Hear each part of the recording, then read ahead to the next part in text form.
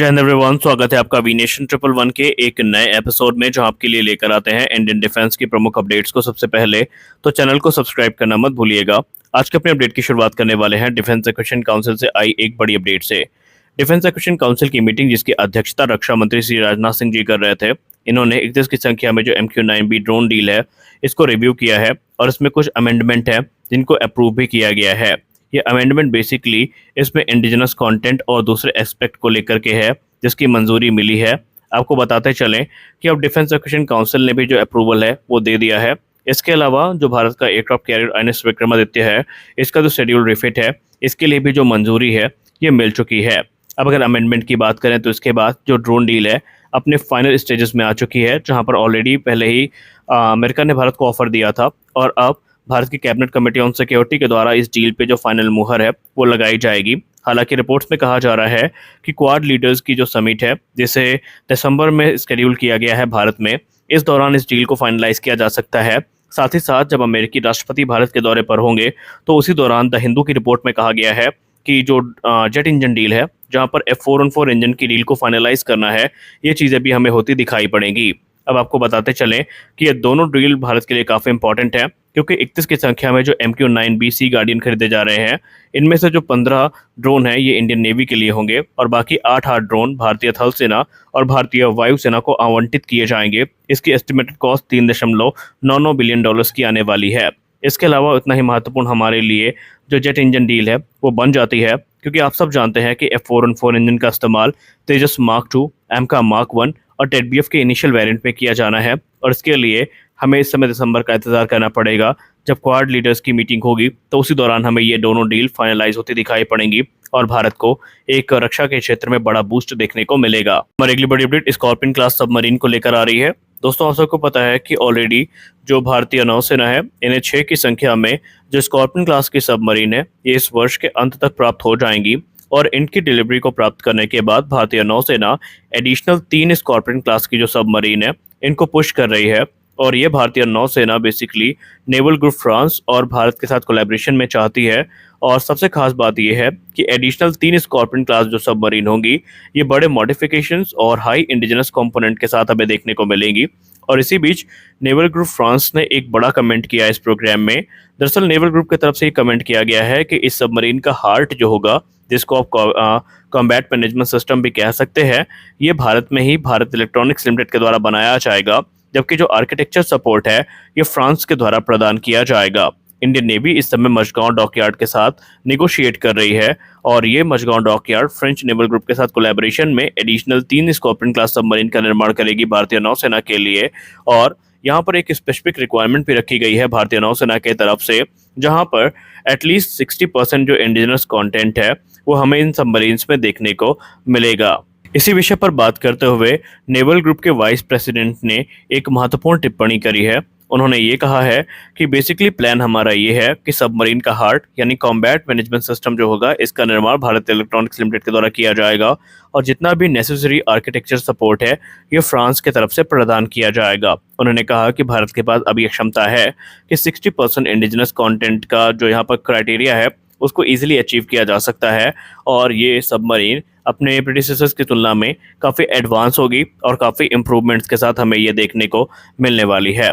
आपको बताते चलें कि भारतीय नौसेना लगातार अपनी ताकत को बढ़ा रही है। इसके अलावा भारतीय नौसेना का ध्यान प्रोजेक्ट 75 और प्रोजेक्ट 76 पर भी आकर टिका हुआ है और आने वाले भविष्य में बड़ी संख्या में सबमरीन हमें देखने को मिलती रहेंगी। हमारी अगली बड़ी अपडेट DRDO की संगत संस्था instruments research and development establishment यानी IRDE को लेकर आ रही है, जो कि एक प्रीमियर लेबोरेटरी है defence research and development organisation की। अब इनको एक बड़ा ब्रेक थ्रू प्राप्त हुआ है और ये ब्रेक थ्रू है नए airborne search and track system को लेकर के, जो कि स्वदेशी तौर पर विकसित किया गया है और ये भारत के मिलिट्री एयरक्राफ्ट्स की जो कैपेबिलिटीज़ हैं इन्हें काफ़ी इन्हेंस करेंगे।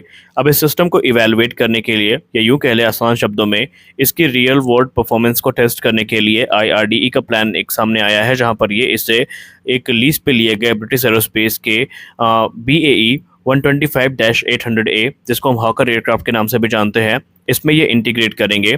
अब जो सिस्टम होगा इसमें हमें 2 लाइन रिप्लेसेबल यूनिट्स देखने को मिलेंगी। एक सेंसर हेड यूनिट होगी जिसको हम SHU कहते हैं और एक प्रोसेसिंग यूनिट होगी। अब ये यूनिट है, इन्हें स्ट्रेटेजिकली प्लेस किया जाएगा एयरक्राफ्ट में, जो SHU होने वाला है ये नोज सेक्शन के पास आपको देखने को मिलेगा और इसमें एक जो डोम है ये आउटसाइड आपको निकलता दिखाई पड़ेगा, जो कि ऑप्टिमल सिग्नल रिसेप्शन के लिए इंपॉर्टेंट होगा। तो वहीं जो प्रोसेसिंग यूनिट है ये आपको नोज सेक्शन के अंतर्गत देखने को मिलेगी, जो कि सिक्योर ऑपरेशन को सुनिश्चित करेगी। और इस पूरे सिस्टम का एक वाइटल कंपोनेंट भी है जिसे हम मिशन कंप्यूटर सिमुलेटर भी कहेंगे, यानी MCS जो है। और ये MCS जो है एयरक्राफ्ट के केबिन में देखने को मिलेगा। MCS बेसिकली एक प्राइमरी इंटरफेस के तौर पर सर्व करेगा, जो कि सिस्टम कम्युनिकेशन जो कि LRU के साथ होगा इसके लिए रिस्पॉन्सिबल होगा। और इसमें डेटा जो है सीमलेसली फ्लो होगा PU और MCS के बीच में। और इसके अलावा दूसरे जो बड़े मॉडिफिकेशंस हैं वो किए जाएंगे और इसके आधार पे ये जो पूरा का पूरा सिस्टम है इसको टेस्ट किया जाएगा। अब अगर हम मोटे तौर पर बात करें तो infrared search and track system का जो इस्तेमाल है बेसिकली ये हमें तेजस मार्क 2 प्रोग्राम में होता दिखाई पड़ेगा। और अगर कुछ रिपोर्ट्स की बात माने तो आने वाले भविष्य में सुखोई 30 MKI के लिए भी जो स्वदेशी infrared search and track system है वो इसी पर आधारित होगा, जो कि सुपर सुखोई प्रोग्राम में हमें आने वाले भविष्य में देखने को मिलने वाला है। यानी स्पष्ट है कि जो इंपॉर्टेंट कंपोनेंट है इन्हें इंडिजनाइज ऑलरेडी किया जा रहा है। हमारी अगली बड़ी अपडेट SU-57 फैलन को लेकर आ रही है। आपने अगर शॉर्ट वीडियो देखी होगी तो हमने उस पर संक्षिप्त रूप में आपसे बात करी थी कि जो भारतीय वायुसेना है इसको अट्रैक्ट करने के लिए रशिया ने एक बार फिर से SU-57 फैलन को लेकर के एक बड़ा बदलाव करने का फैसला किया है। और इस बार रशिया कुछ बड़े परिवर्तन के साथ इन एयरक्राफ्ट को फिर से पिच करेगा भारत के सामने।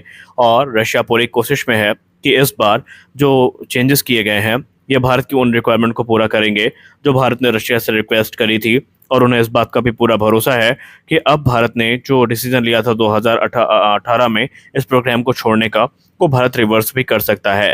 दरअसल जब भारत इस प्रोग्राम का हिस्सा था तो भारत ने इसके इंजन परफॉर्मेंस को लेकर चिंता व्यक्त करी थी, क्योंकि इसमें सेम SU-35 वाले इंजन इस्तेमाल किए जा रहे थे और भारत इसको लेकर चिंतित था कि क्या ये सुपर क्रूज करने में सक्षम होंगे।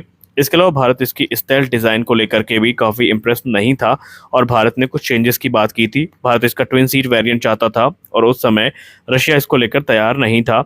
और अंत में और भी कई मनमुटाव होते हैं जिसके बाद भारत इस प्रोग्राम से 2018 में खुद को बाहर कर लेता है।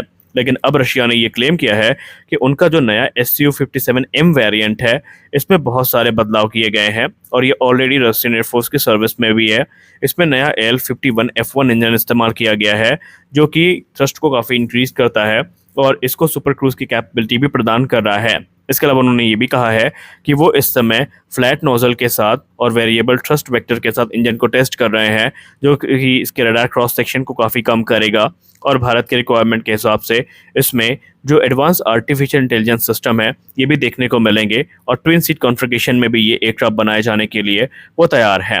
लेकिन सवाल ये उठता है कि भारत क्या इसको ज्वाइन करेगा, तो उम्मीदें काफ़ी कम है क्योंकि भारत ने ऑलरेडी काफ़ी हैवी इन्वेस्टमेंट अपने AMCA प्रोग्राम में कर दी है और अब यहाँ से वापस आना बहुत मुश्किल है। रशिया प्रयास काफ़ी कर रहा है, लेकिन इस समय पे, इस पॉइंट ऑफ टाइम पे कोई ये नहीं कह सकता कि भारत का डिसीजन क्या होगा, भारत इसको लेगा या नहीं। तो आज के इस वीडियो में बस इतना ही। मिलते हैं अगले वीडियो में कुछ और अपडेट्स के साथ, तब तक के लिए जय हिंद।